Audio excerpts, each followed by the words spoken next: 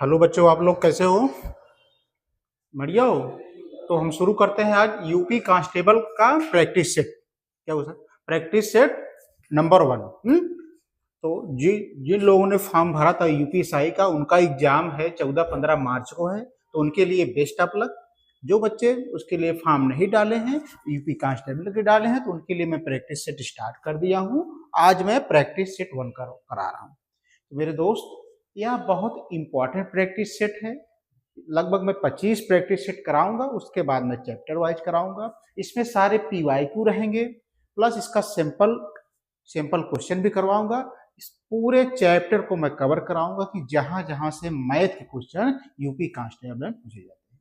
ठीक है, तो सबसे पहले आप लोग रफ और कलम लेकर के हमारे चैनल के साथ one day coaching YouTube channel पे जुड़ जाइए। जो समस्या हो आप हमारे यूट्यूब चैनल के कमेंट के माध्यम से आप मुझे बताइए। तो शुरू करते हैं। पहली सवाल,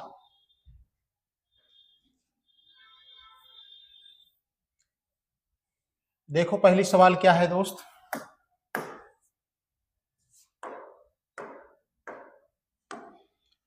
जब 77 को 4 से विभाजित किया जाए तो शेषफल ज्ञात कीजिए। इस तरह से सवाल, ये पीवाईक्यू पिछले साल का क्वेश्चन पेपर है यूपी कांस्टेबल में। तो कैसे इसके सॉल्व करो? अगर आपके पास आप प्रैक्टिस कर रहे हो, आप चैप्टर वाइज पढ़े हो, तो चीजें समझ में आएंगी, नहीं तो नहीं आएंगी। लेकिन अब ऐसा डरने की जरूरत नहीं है। मैं पूरा आपको बेसिक से पूरा जीरो, एक एक पॉइंट, एक एक सवाल तोड़ करके बताऊंगा। आप लोग निश्चिंत रहिए। देखिए, जब 77 को 4 से विभाजित किया जाए, ये 77 नहीं है मेरे भाई, ये है 7 का पावर 7। ठीक है, गलत हो गया है। 7 पावर 7 को 4 से विभाजित किया जाए तो शेषफल ज्ञात करो। तो दोस्तों, 7 का पावर 7 को किससे विभाजित कर रहे हो? 4 से। अब दोस्तों, 7 में हम 4 से भाग देना है, तो हमें सबसे 7 के समीप पहुंचना है रिमाइंडर के, जिससे चाहे वो प्लस में रिमाइंडर है चाहे माइनस में। मेरे कहने का मतलब है, जैसे 7 को अगर 4 से भाग दे रहे हो, 4 एकन्नम 4, 7 में 4 गए 3, तो रिमाइंडर हमारा कितना आ रहा है? 3 आ रहा है। लेकिन ये तो बहुत दूरी डिस्टेंस है, हमें इसके समीप जाना है। यानी अगर हम 7 को 4 से भाग देंगे, 4 दूना 8, तो अब 7 में से 8 नहीं घटेगा, तो 8 में 7 गएगा -1। लेकिन हमारा रिमाइंडर क्या आ गया? पास में पहुंच गए कि नहीं? लेकिन यहाँ पे माइनस में आ गया, तो कोई दिक्कत नहीं, डरने वाली बात नहीं। तो हम 4 से जब 7 में भाग देंगे तो रिमाइंडर आएगा -1 पावर 7। बचे 4 है ही है। ठीक है, अब मेरे दोस्तों, अब यहाँ पे देखो आप लोग, -1 अगर विषम है तो क्या आता है? माइनस लिखा जाता है। ठीक है, यदि -1 की पावर सम है तो क्या लिखा जाता है? प्लस आता है। ठीक है, तो मेरे दोस्त, यहाँ पे -1 की पावर क्या है? विषम है, तो क्या होगा? -1। लेकिन रिमाइंडर कभी माइनस में आता नहीं है। जब रिमाइंडर माइनस में आ जाए तो जो चीज आप जिससे भाग दे रहे हो उसको आप जोड़ दोगे। ठीक है, तो 4 में से 1 गए 3। ऐसा क्यों करते हो मेरे दोस्त? क्योंकि रिमाइंडर माइनस में नहीं आना चाहिए। ठीक है, आंसर क्या आ गया? Option C is right answer. किसी बच्चों को इसमें डाउट नहीं होना चाहिए, क्योंकि मैं सिंपल वे में आपको मैं बता दिया। ठीक है, आगे चले। चलो, क्वेश्चन नंबर 2 मेरे भाई, देखो बहुत अच्छी सवाल है। बस इसमें आपको लॉजिक समझना है कि क्वेश्चन क्या पूछ रहा है, क्या आंसर पूछना चाह रहा है। एक संख्या को जब 119 से विभाजित किया जाता है तो निष्फल शेष बचता है। कोई संख्या है, उसको जब 119 से विभाजित करोगे तो शेषफल कितना बच रहा है? 19। ठीक है, यदि उसी संख्या को 17 से विभाजित किया जाए तो शेषफल क्या होगा? यानी उसी संख्या को 17 से विभाजित किया जाए, तो बच्चों ऐसा सवाल आ जाए तो जिससे विभाजित किए हो, जो शेषफल आया है उसमें आप इस 17 से भाग दे दो, तो शेषफल कितना आया है? 19 आया है। इसको किससे भाग दे दोगे? 17 से। जब 17 से भाग दे दोगे मेरे दोस्त, 17 में जब 19 से भाग दोगे तो रिमाइंडर क्या बचेगा? रिमाइंडर मेरे भाई 2 बचेगा, क्योंकि रिमाइंडर पूछ रहा है, रिमाइंडर क्या आ गया 2। लॉजिकली आप समझ पाए कि नहीं? कोई संख्या है, उसको जब भाग दे रहे हो तो शेषफल 19 आ रहा है, जब वही शेषफल आ जाए तो जो पूछ रहा है उसी संख्या को 17 से भाग देने पर, यानी शेषफल को आप 17 से भाग दे दोगे तो जो रिमाइंडर आएगा वही हमारा आंसर। ये चीजें क्लियर हुई कि नहीं आप लोगों को? मैं सवाल को तोड़ करके आपको बता रहा हूं मेरे दोस्त। ठीक, एक एक पॉइंट कहां कहां से आ रहा है। ठीक है, चलो ए वाला क्वेश्चन देखिए मेरे भाई।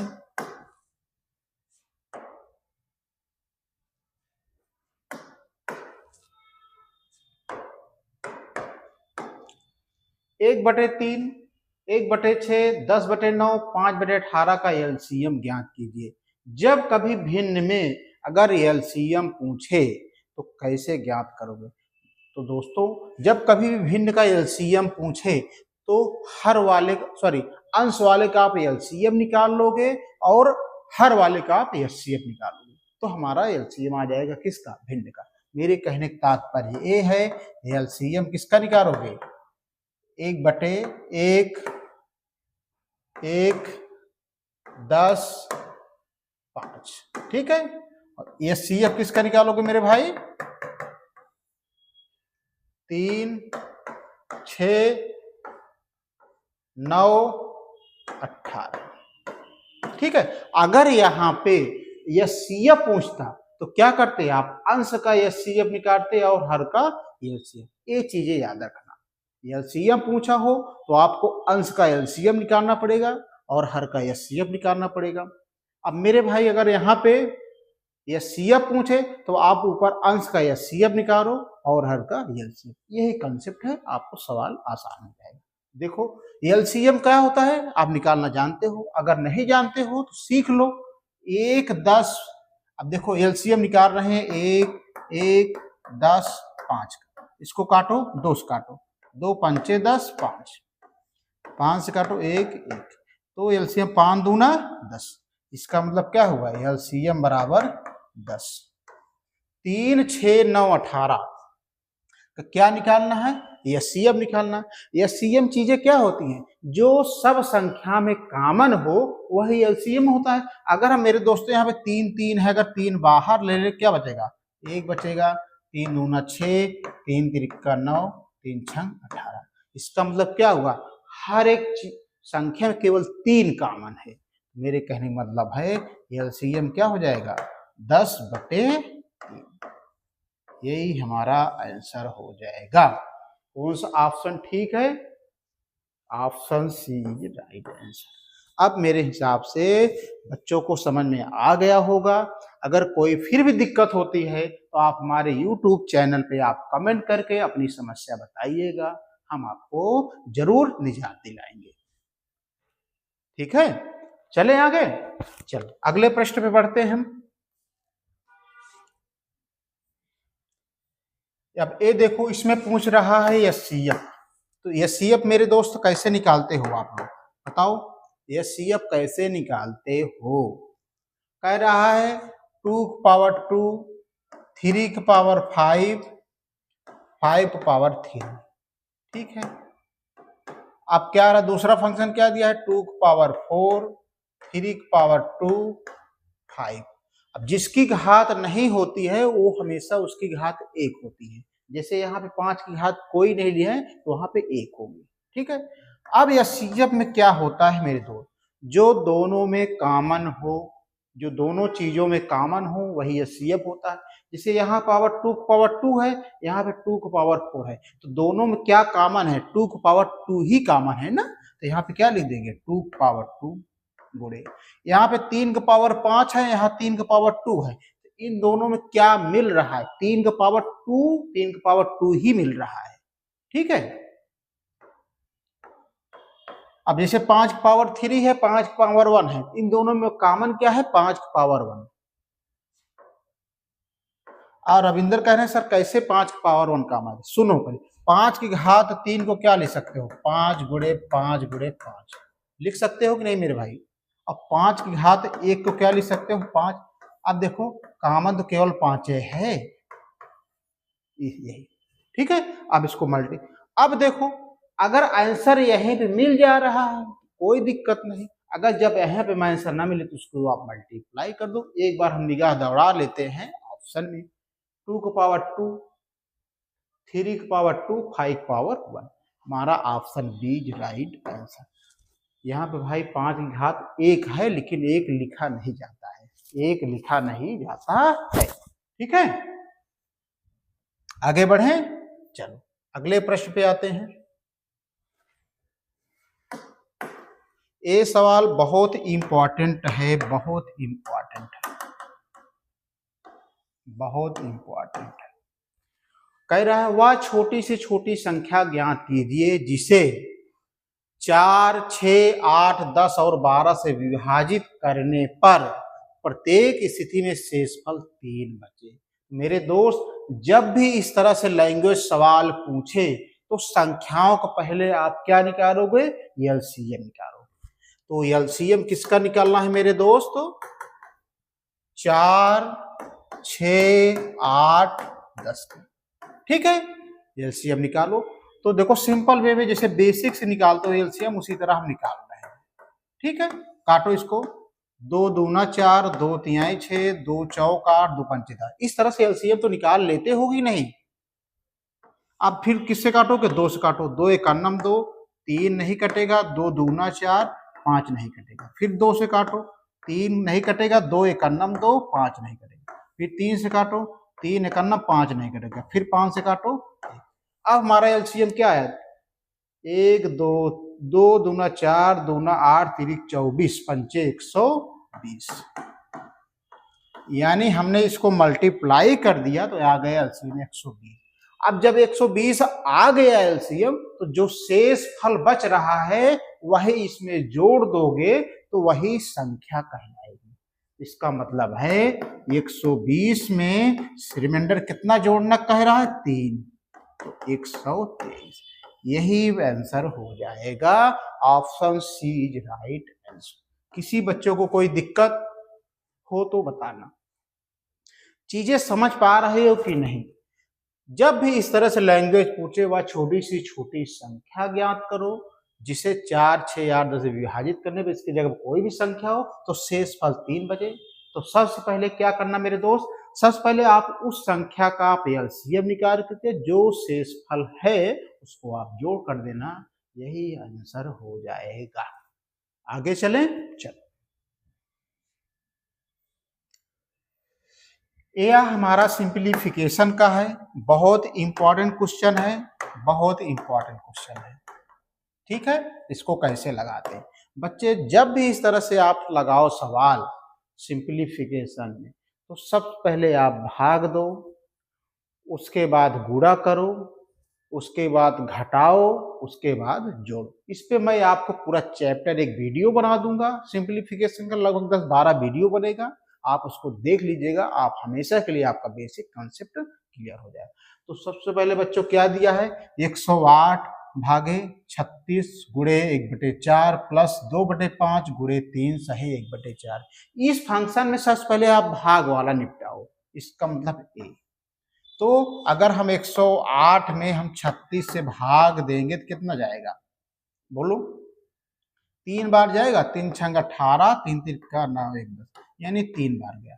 तो हम इसके जगह क्या ले सकते हैं, 3 गुणे 1/4, ठीक है, प्लस 2/5, सही है कि नहीं, गुणे। अब मेरे दोस्त 3 सही 1/4 को क्या लिख सकते हो, 4 तिहाई 12, 1 13/4। किसी बच्चे को कोई शिकायत नहीं होनी चाहिए। अब देखो 3 में 1 से गुणा करोगे 3/4 प्लस 13 दूनी, पहले 2 से काट दो, 2 दूना 4, ऊपर क्या बचा 13, नीचे क्या बचा मेरे दोस्त 5 दूना 10, ये बचा। अब देखो 10 और 4 का लासा क्या हो जाएगा 40, 10 से इसमें गुणा करोगे 10 तिहाई 30, 4 से इसमें गुणा करो 13 चौका 52, तो जोड़ोगे 30 52 कितना हो जाएगा 82, नीचे क्या आ जाएगा 40। इसको जितना मैक्सिमम सरल कर पाओ 2 चौक 8, 2 1 2, 2 दूना 4, 0 आ गया हमारा 41/20। देखो आंसर मिल रहा है कहीं, आंसर नहीं मिल रहा है। इसका मतलब आगे और बढ़ना पड़ेगा इस रूप में लिखने के लिए। तो 41 भागे 20 भाग दो, 20 दूना 40, एक बचा। तो अब इसको क्या लिख सकते हो, 2 सही 1/20। यही हमारा आंसर आ गया। ठीक है, यही हमारा आंसर आ गया। कौन सा ऑप्शन सही है, option B is right answer. किसी बच्चों को कोई दिक्कत, कोई समस्या बताइएगा। चले आगे, चलो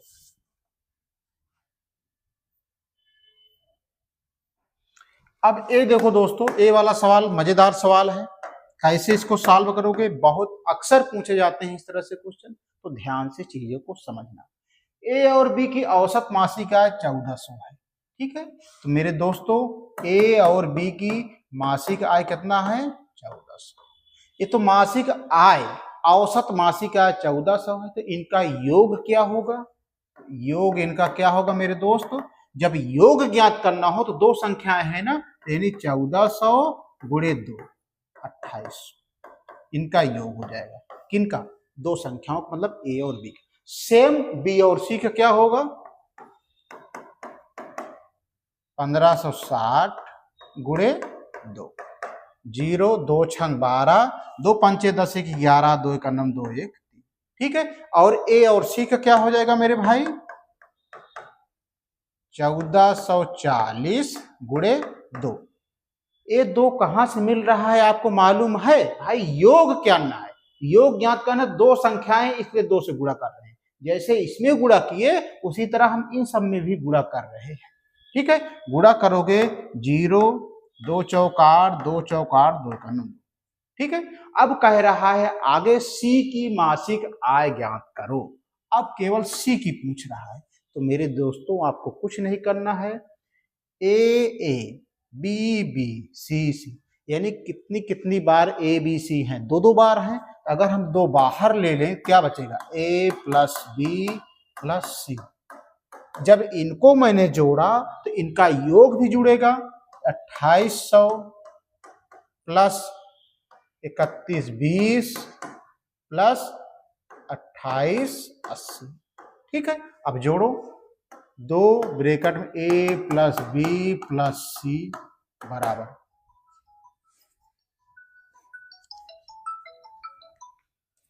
जोड़ो तो क्या हो जाएगा, 2800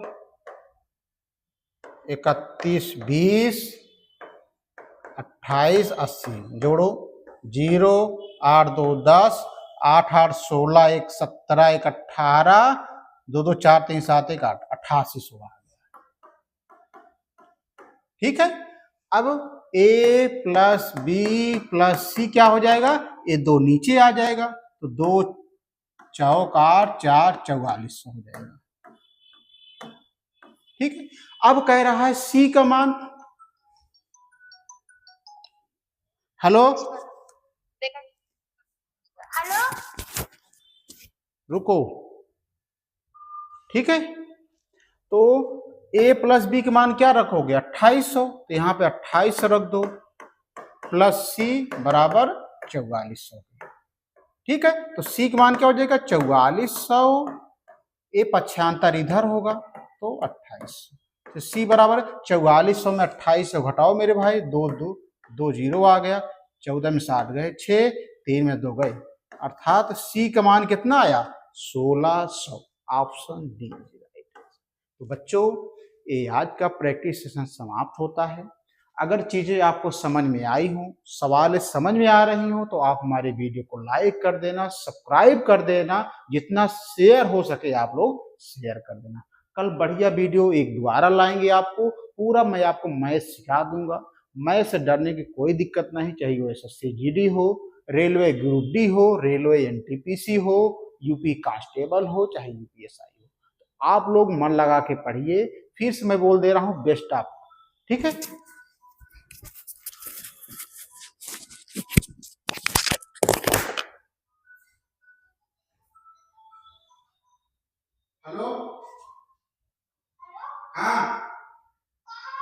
अरे यार क्लास लेते ही। हाँ